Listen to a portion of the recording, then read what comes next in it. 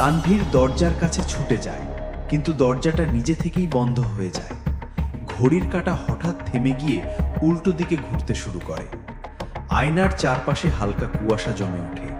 তাপমাত্রা হঠাৎ কমে যায়। আয়নার ভিতরে তানভীরের প্রতিবিম্ব নিজে থেকেই হাসে। তানভীর হাসেনি। একটি লালচে হাত আয়নার ভিতর থেকে বেরিয়ে আসে ধীরে ধীরে। হাতটা তানভীরের গলায় ধরা দেয়। সে দম বন্ধ হয়ে আসে। তানভীর আর চিৎকার করতে পারছে না, শব্দ আটকে গেছে গলায়। ঘরের বাতি এক এক করে নিভে যেতে থাকে। আয়নার উপরে কালো তরল জমে ওঠে, যেন গলছে ধীরে ধীরে। আয়নার ভিতরে তানভীরকে টেনে নেওয়া শুরু হয়। আয়নার ভিতরে আরেকটি বিকৃত মুখ হেসে ওঠে। ঘড়ির কাঁটা আবার থেমে যায় ঠিক 3:33-এ। সকাল হলে লোকজন দরজা ভেঙে ভিতরে ঢোকে।